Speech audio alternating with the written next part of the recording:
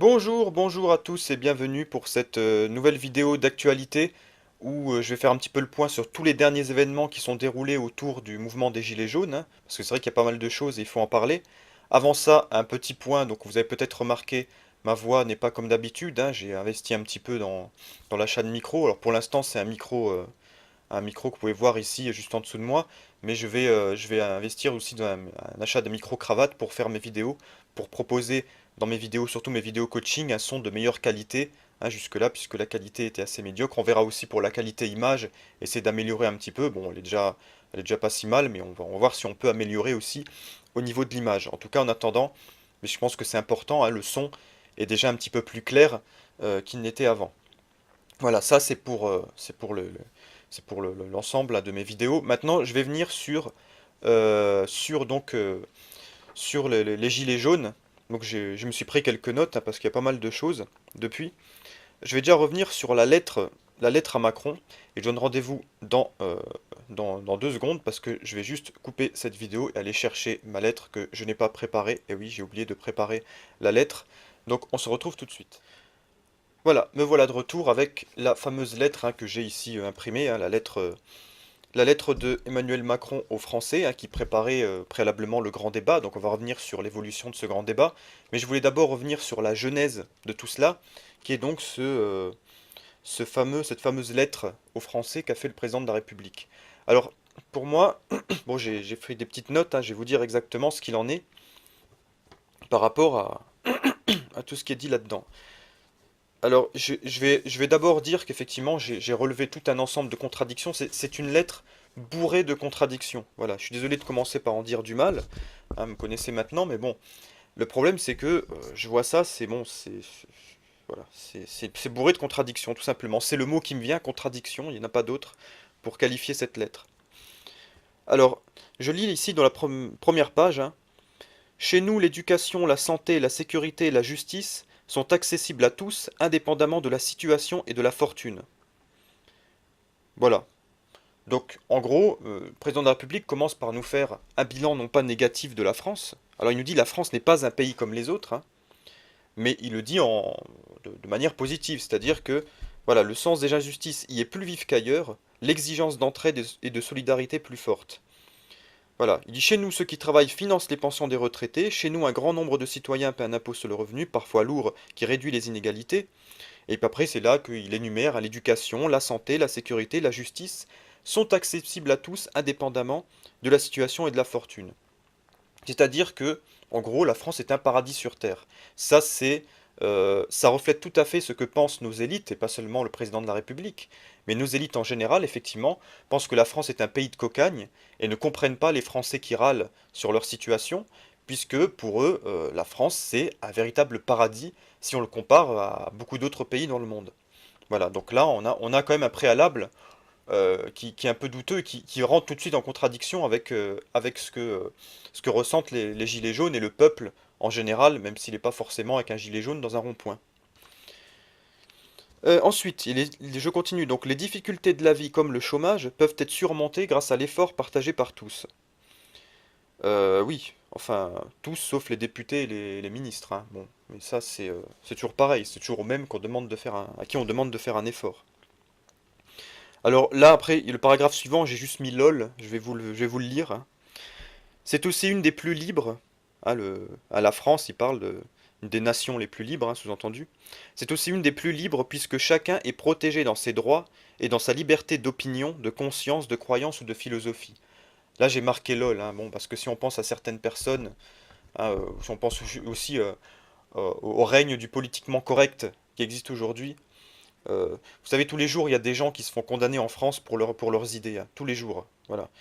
Suivez mon regard, hein, il y en a qui sont très connus sur Internet, je ne vais pas forcément les citer, vous les connaissez aussi bien que moi. Voilà. Donc, liberté d'opinion, de conscience, de croyance ou de philosophie, c'est du pipeau, hein. Alors,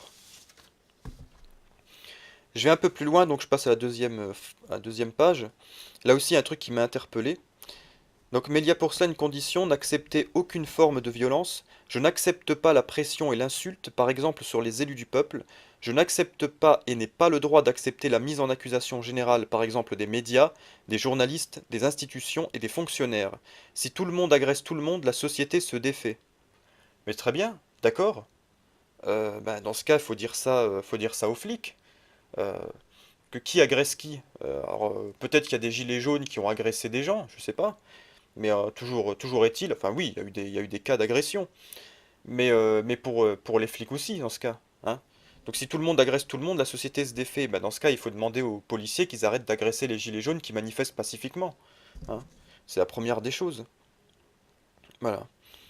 Alors c'est pourquoi j'ai proposé et je lance aujourd'hui un grand débat national qui se déroulera jusqu'au 15 mars prochain. Voilà. Alors dans ce préambule, oui, il détermine un peu les limites du débat, on va dire. Voilà. Il y a une phrase quand même qui m'a interpellé tout de suite, c'est pour moi, il n'y a pas de question interdite. Ah, pour moi, c'est le président qui parle, hein. Pour moi, il n'y a pas de question interdite. Alors très bien, on peut poser n'importe quelle question, hein. Pourtant, il y a certains représentants du gouvernement, hein, je pense à Benjamin Griveaux notamment, qui nous ont dit que, par exemple, on ne pouvait pas parler du mariage pour tous. Donc là, c'est quand même une question interdite. Donc là aussi, il y a une contradiction avec le discours de représentants du pouvoir aujourd'hui. Voilà. Et l'autre contradiction, c'est qu'après, il nous dit il n'y a pas de question interdite, mais il nous donne le cadre du débat. C'est-à-dire qu'il n'y a pas de question interdite, mais dans le cadre prédéfini.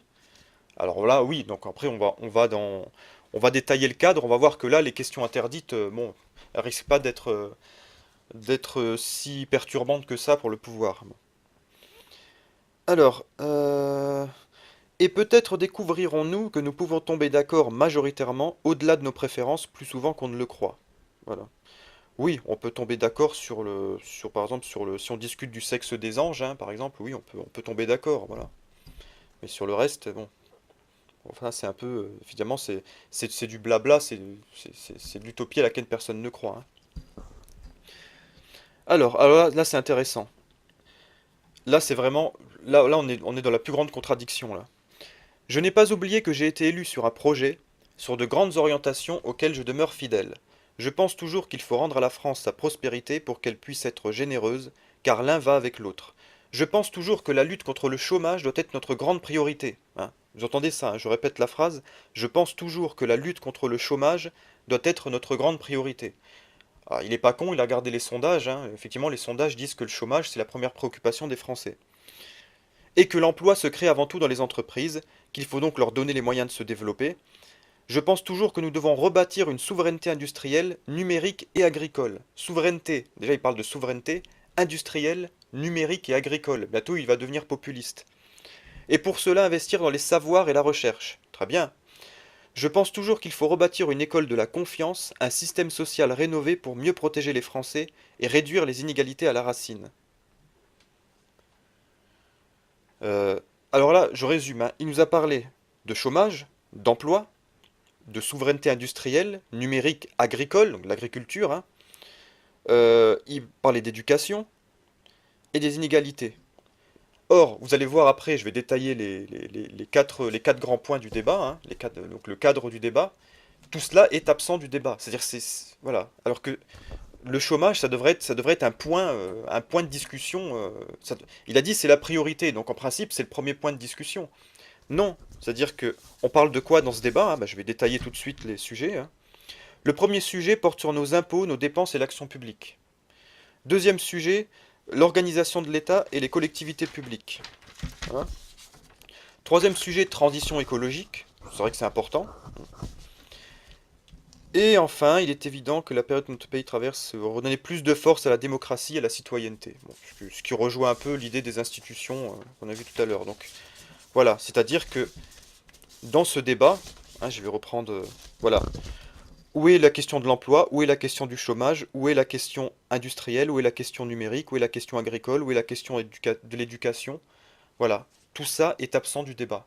Tous ces points fondamentaux sont absents du débat. Il n'y a pas un point sur lequel qui est centré sur ces questions-là. Alors moi, je veux bien qu'ils me disent, prenons l'exemple de l'éducation. À quel moment on va parler d'éducation? Dans les impôts? Qu'est-ce que ça a à voir avec les impôts? Dans l'organisation de l'État et des collectivités publiques?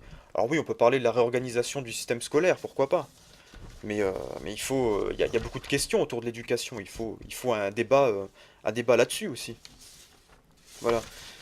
Euh, la transition écologique, oui, on peut, oui, désamianter les établissements scolaires, oui, d'accord. Et puis la démocratie, la citoyenneté. Oui, bah écoutez, ça existe déjà, ça s'appelle des cours d'instruction civique. Voilà, donc il y a rien là-dedans sur les vraies questions autour de l'éducation. Alors je veux bien qu'ils disent il n'y a pas de questions interdites, mais tous les sujets qui posent le plus problème aux Français sont absents du débat. Alors qu'il dit lui-même que c'est la priorité.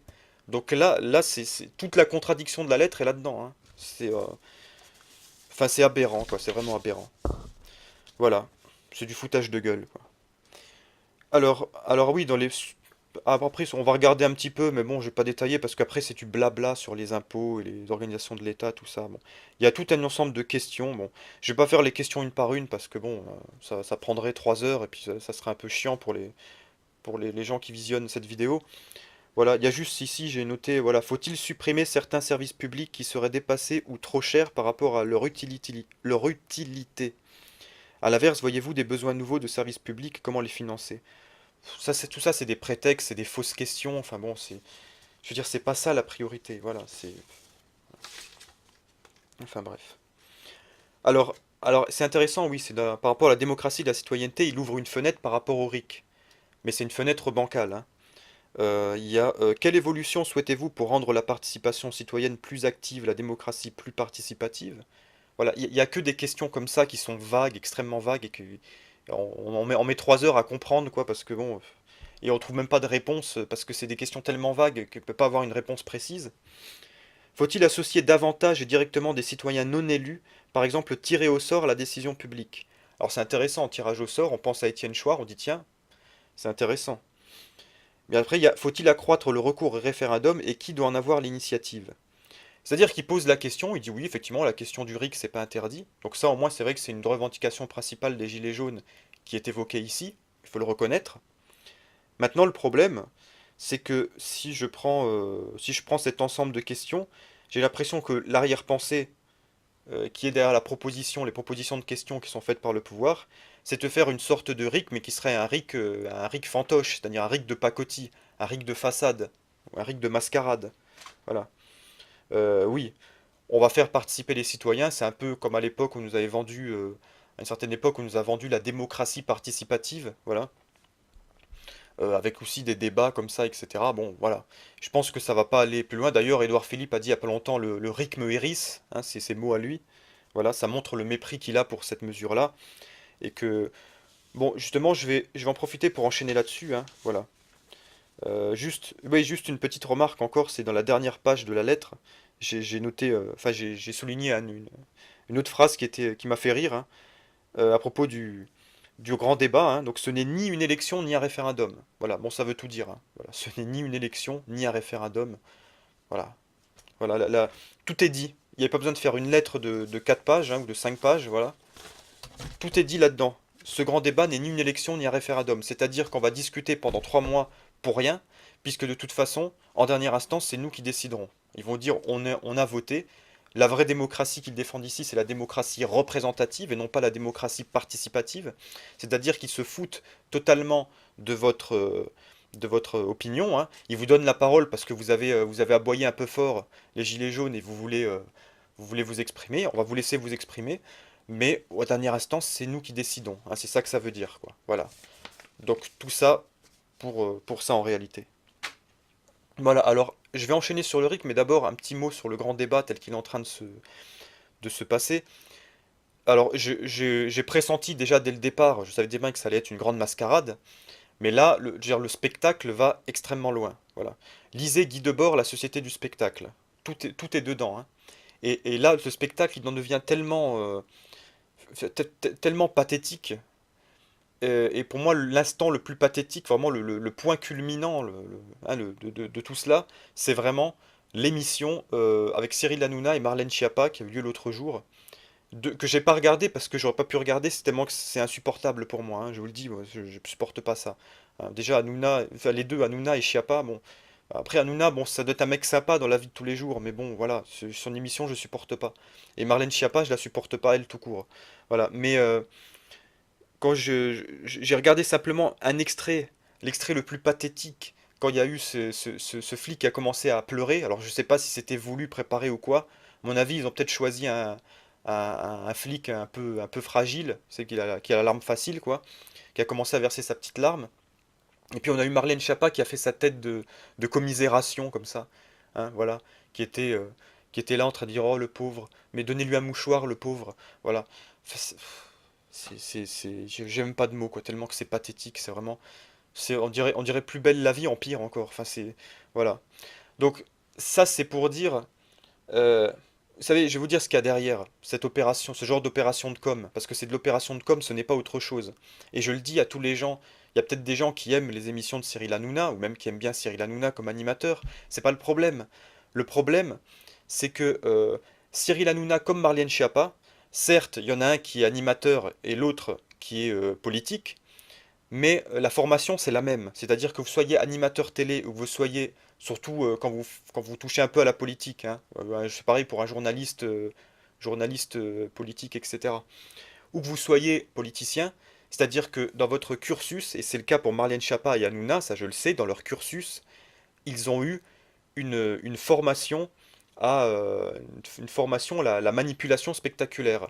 Même si cette formation, elle dit pas son nom, hein, mais c'est une formation, effectivement, ils ont été formés de manière à organiser le spectacle, de manière à chercher le sensationnel, chercher à faire le buzz. Hanouna, c'est un businessman, c'est un homme d'affaires, c'est quelqu'un qui, son intérêt, c'est faire du business. Il a compris que derrière les Gilets jaunes, il y avait un business à faire, il s'est lancé à fond là-dedans. Marianne Chapa, son intérêt, il est purement politique. Voilà, il est purement politique, c'est rechercher aussi le buzz politique pour pouvoir gagner des voix, gagner des adhésions, etc. Donc c'est la même, dans leur cursus, ils ont eu cette formation à comment maximiser un profit qu'il soit politique ou qu'il soit purement numéraire, hein. Comment maximiser ce profit en utilisant bah, tout ce qui est tous les artifices du spectacle, hein, ça a commencé avec la publicité, tout ça, c'est-à-dire exploiter la petite larmichette, le petit coup de gueule, voilà, tous les petits trucs comme ça qui vont jouer sur l'émotionnel. Voilà, et c'est exactement ce qu'ils ont appris. Je sais parce que moi j'ai appris la même chose, hein, voilà. Donc on est formé à cette manière-là. C'est-à-dire faut bien comprendre que quand je parlais surtout pour la politique, parce que mais je pense que c'est pareil dans le business, hein, mais dans la politique, il faut savoir que moi j'étais formé comme ça, on ne rentre pas en politique avec le cœur, et c'est ce que j'ai dit aux Gilets jaunes dès le départ, et je continue à leur donner ce conseil très important, et je me permets de conseiller parce que j'ai de l'expérience politique derrière moi, et j'ai été formé. Euh, on ne rentre jamais en politique avec le cœur, on rentre en politique avec la tête. On est formé en politique à d'abord penser avec sa tête avant de se laisser guider par son cœur. Hein, votre cœur, il peut vous guider voilà, pour des tas de choses, mais en politique, si vous allez sur une base purement émotionnelle ou sur une espèce de, comment dire, d'envie de changer le monde, etc., vous allez vous casser la figure. Vous allez vous en prendre plein la gueule et vous allez finir dépressif. Voilà, surtout si vous êtes quelqu'un vraiment qui a beaucoup de cœur. Voilà. En vérité, en politique ou dans le business, c'est pareil, il faut apprendre à mettre de côté ses considérations purement émotionnelles, purement passionnelles, on va dire, et agir uniquement de manière purement rationnelle avec son cerveau. C'est-à-dire défendre quel est son intérêt, qu'est-ce que j'ai à gagner à faire telle ou telle chose, à rentrer dans telle ou telle campagne, voilà, à parler de telle ou telle manière. C'est-à-dire vous êtes toujours dans le calcul mathématique froid et jamais ou alors vous êtes dans le calcul dans l'exploitation de l'émotionnel, hein. C'est-à-dire que là, vous allez c'est comme je vous disais, hein, Marlène Schiappa, elle a fait son regard de compassion, elle a fait sa tête de compassionnel, parce qu'elle a été formée pour faire sa tête de compassionnel au bon moment. Et en plus, pour une femme, c'est encore plus facile, parce que elles sont plus enclins à l'empathie. Voilà. Donc c'est pour ça que, voilà, ne rentrez pas dans le piège que vous tend Cyril Hanouna, hein, qui est là, qui est vachement sympa avec vous et tout ça. Hanouna, c'est un businessman, il n'en a rien à foutre de votre bien-être, il est là uniquement pour son bien-être à lui. Voilà. Donc il vous exploite dans ce sens-là. Voilà donc pour la question du grand débat. Je vais revenir donc sur la question du RIC. J'avais fait une vidéo spéciale là-dessus, voilà, et je continue à dire que de toute façon, le RIC tel qu'on l'exige aujourd'hui, nous ne l'aurons pas, hein, il a encore clairement annoncé notre Premier ministre, là, Édouard Philippe, il a clairement annoncé que le RIC, ça le hérisse, donc ça veut dire que le RIC, il n'en est pas question. Ils vont faire une espèce de référendum bidon, mais qui n'a rien à voir avec le RIC. Et il n'y aura sûrement pas de changement constitutionnel comme le préconise Étienne Chouard. Et de toute façon, même si on arrive à un tel changement constitutionnel, il faut qu'il y ait un changement sociétal global. Parce que sinon, on va avoir les mêmes qui vont essayer de récupérer ça à leur compte. Voilà. Donc, c'est toujours le même problème. Voilà, donc je vais pas m'étaler parce que j'ai fait une vidéo sur le RIC, donc je vais pas m'étaler plus là-dessus. Euh, sur le mouvement des Gilets jaunes et sur son évolution, il y a deux choses là qui m'ont interpellé. J'ai vu déjà que depuis quelque temps, il y a ce qu'on appelle souvent le lendemain des samedis, hein, les dimanches, il y a des manifs de femmes Gilets jaunes. Et moi, je suis contre cela. Je trouve que c'est une mauvaise dérive du mouvement. Je vais dire pourquoi. Alors que on peut penser que oui, les femmes, elles sont plus pacifiques, etc. Enfin, tout ça, c'est du baratin, c'est du pipeau. Voilà.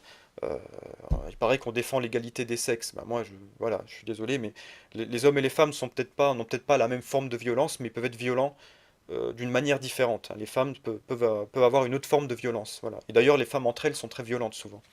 Mais ça, c'est un autre sujet, on va pas partir là-dessus. Simplement, ce que j'aime pas, c'est que ce qu'il y avait de bien dans le mouvement des Gilets jaunes, c'est que c'était un mouvement qui ne ressemblait à aucun mouvement politique existant. C'est-à-dire que, parce que tous les mouvements politiques, ce qu'ils font souvent par mimétisme, et ce que fait souvent aussi, ce que font beaucoup les partis de gauche, et que font maintenant tous les partis, tous les mouvements politiques, c'est de scinder toujours par catégorie. Or, c'est exactement ce que fait le capital. Et or, le capital est l'ennemi numéro un des Gilets jaunes aujourd'hui. Hein, le capital est tous ses représentants, c'est-à-dire Macron, les banques, etc. Et les grands groupes, les grandes entreprises. Ils ont toujours voulu couper, scinder comme ça en faisant des catégories, puisque plus on fait de catégories, plus on crée des segments de marché, plus on crée de consommateurs avec des habitudes de consommation particulières. Voilà. Et le problème là-dedans, c'est que les Gilets jaunes commencent à copier. Alors il y a deux choses. Il y a l'entrée en politique avec la liste Gilets jaunes, je vais y revenir, hein, la fameuse liste qui s'est constituée. Donc ça, effectivement, c'est une première dérive qui commence à ressembler à tous les mouvements déjà existants, pourtant avec lesquels les Gilets jaunes prétendent vouloir être en rupture. Donc c'est là qu'il y a une contradiction. Mais il y avait déjà une contradiction dans le fait de vouloir faire des manifs de femmes Gilets jaunes. Et là, on commence à séparer les hommes et les femmes. Bientôt, on va voir, je sais pas moi, les gilets jeunes, hein, voilà, on va avoir des manifs de jeunes gilets jaunes ou de retraités gilets jaunes ou de par catégorie socio-professionnelle, bref. Non, il faut pas. Il faut rester dans le mouvement gilets jaunes global qui concerne tout le monde. Si on commence à catégoriser, on fait exactement ce que font les autres partis, qui ont aussi des sections de jeunes, de femmes, etc. Et on commence à tomber dans les pièges du capital. Là, c'est fini. Là, on est contrôlé totalement. Là, c'est plus la peine, hein. Là, c'est fini. Le mouvement de gilet jaune, il n'arrivera plus à rien, hein. Il arrivera juste à constituer des listes comme celle qui est en train de se constituer pour les européennes, et avec des gens qui vont simplement essayer de gratter des places et sauver leur peau à eux en étant députés européens, hein, ce qui est une très bonne situation. Voilà, donc c'est pour ça qu'il faut rester dans une radicalité. Quand je dis une radicalité, c'est pas forcément une violence, hein, même si je soutiens Christophe Détinger, hein, le boxeur. D'ailleurs, je vais revenir aussi sur voilà, sur les violences policières. Voilà, donc quand je parle de radicalité, c'est radicalité comment dire, de discours et de position. C'est-à-dire, il faut rester sur un mouvement, le mouvement des Gilets jaunes tel qu'il s'est constitué au départ, c'est-à-dire sans organisation qui ressembla à quelque chose déjà existant au moment où il s'est constitué. Voilà, c'est-à-dire, il faut rester sur vraiment ce mouvement totalement inédit, ce mouvement multiforme, voilà, qui n'a pas de chef, surtout c'est ça, et c'est en ça qu'il a sa radicalité profonde. Voilà. Là, je vous dis, lisez, voilà, il ne rentre pas dans la société du spectacle de Guy Debord, vous voyez. Voilà, c'est ça que je veux dire. Voilà, c'est ça la vraie radicalité. Et il restera radical, il continuera à faire peur au pouvoir tant qu'il restera là-dedans. Et c'est que comme ça qu'il pourra gagner un jour. Voilà, ça prendra peut-être du temps, mais c'est que comme ça qu'il peut gagner. Si jamais on commence à s'organiser, on va simplement créer une élite politique voilà, qui va se sucrer au profit enfin, au détriment des militants de base, voilà, de ceux qui sont sur les ronds-points et qui se gèlent, qui se gèlent vous voyez ce que je veux dire. Voilà. Donc je reviens, oui, sur Christophe Détinger. C'est vrai que j'avais pas fait de vidéo depuis qu'il y avait eu cet incident. Pourquoi je le soutiens, Christophe Détinger? Parce que moi, ce que j'ai trouvé totalement absurde là-dedans, c'est que j'ai pas compris qu'il y avait autant de gens qui soient indignés par la violence de Christophe Détinger. Déjà, il a pas, je veux dire, il a pas tabassé des flics à coups de barre de fer.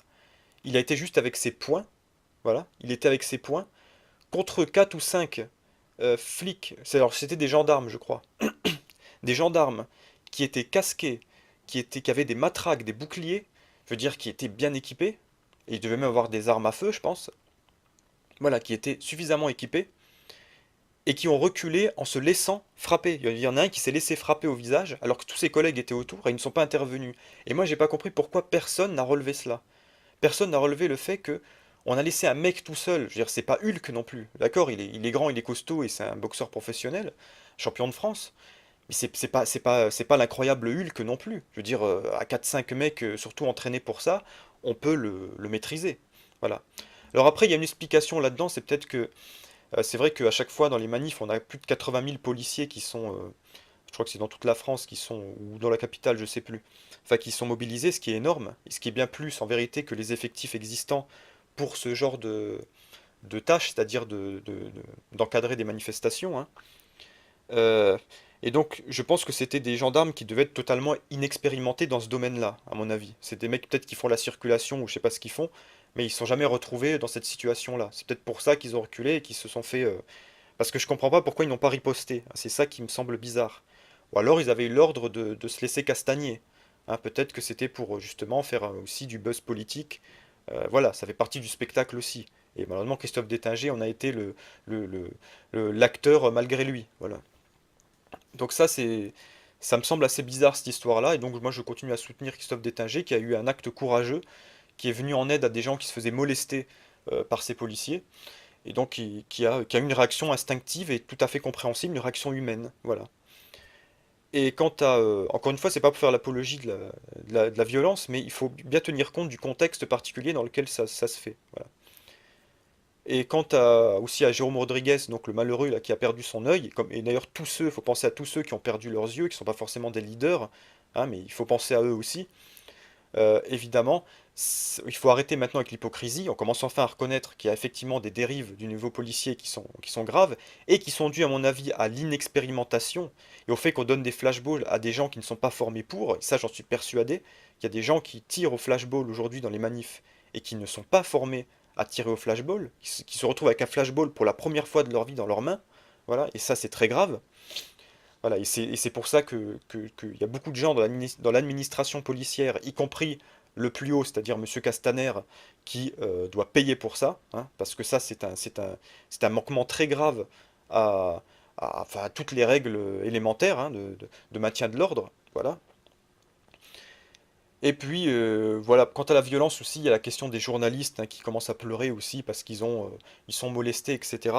Bon, j'ai envie de dire, c'est un peu votre métier, il comporte ce genre de risque aussi, hein, donc il faut. Et puis après, il faut assumer aussi la ligne éditoriale de là où vous travaillez. C'est comme pour la police, hein, j'ai dit dans une vidéo précédente que la police, il faut que les policiers doivent assumer aussi. À un moment donné, dire je ne suis pas d'accord, sortir de leur devoir de réserve, avoir le courage de dire je suis pas d'accord avec ce qui est en train de se passer, on va trop loin. Voilà. Pareil pour les journalistes. À un moment donné, les journalistes aient le courage de dire euh, euh, que, que vous n'êtes pas d'accord avec le traitement que subissent les gilets jaunes dans votre propre média. Et, et vous verrez que si vous êtes un peu en porte-à-faux, regardez les journalistes indépendants, les journalistes qui ne font pas partie des grands médias, sont très bien accueillis dans les manifs. Voilà, c'est quand même curieux. Et maintenant, je vais parler des foulards rouges, hein, je vais finir là-dessus. Les foulards rouges, eux, ont fait cette manifestation. Alors là, pour moi, les foulards rouges, c'est simple, c'est la portion jalouse du peuple. Ce sont des jaloux qui ont envie d'être aussi dans la lumière, hein, qui ont assez de voir les gilets jaunes dans la lumière et qui ont envie aussi de se montrer. Voilà, c'est des jaloux, c'est tout un ensemble de jaloux. J'ai vu parce que j'ai vu la manière sur les réseaux sociaux ou dans les manifestations de dimanche dernier, la manière dont il s'adressait aux gens, enfin dont il réagissait par rapport aux gilets jaunes, tous ces discours où ils disent oui, ils pleurent alors qu'ils ont deux voitures, un smartphone, etc. Enfin bon, c'est pire que du mépris de classe parce qu'ils font partie de la même classe. c'est simplement de la jalousie. C'est de la jalousie primaire. Voilà. Et ça, c'est effectivement, c'est des gens qui, voilà, c'est à la limite tant mieux qu'ils soient pas d'accord avec les gilets jaunes parce que ils serviraient pas le mouvement des gens comme ça, hein. C'est voilà, donc c'est pas. Bon, voilà, j'ai plutôt du mépris pour les foulards rouges qui sont vraiment, surtout pour les plus zélés d'entre eux, qui sont vraiment pour moi des rigolos quoi. Enfin des gens qui, c'est de la merde quoi, vraiment. Alors, oui, je voulais finir là-dessus parce que j'ai vu lors de la manif des foulards rouges, on a tous vu un journaliste de RT, hein, de la télé russe francophone. Oui, alors certes, qui est une télévision financée par le pouvoir russe, hein, mais effectivement, là aussi, on a vu un journaliste de cette télévision se faire molester, hein, par des manifestants de foulard rouge. Voilà. Donc vous voyez que là aussi, là aussi, il y a ce genre de molestation qui vient. Ça dépend un petit peu, je dirais, du média de lequel vous venez. Donc voilà, il y a un risque aujourd'hui. Mais le problème, c'est parce qu'il y a une transparence aussi qui sort grâce aux réseaux sociaux. C'est pas que les réseaux sociaux soient quelque chose de très violent, etc. Au contraire, c'est quelque chose qui met tout en lumière. Et vous ne pouvez plus cacher ce que vous êtes ni ce que vous pensez. Et effectivement, après, il faut assumer ce que l'on est et ce que l'on pense. Mais on peut l'assumer de manière tout à fait pacifique. Voilà. Bon, alors peut-être c'est vrai que certains gilets jaunes vont un peu trop loin avec les journalistes. Je suis d'accord.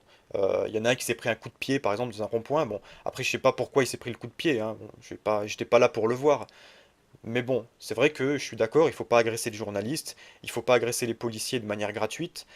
Mais les policiers se comportent d'une manière assez suspecte. Ils ont des ordres quand même un peu bizarres, et c'est normal que la population se défende contre eux. Voilà.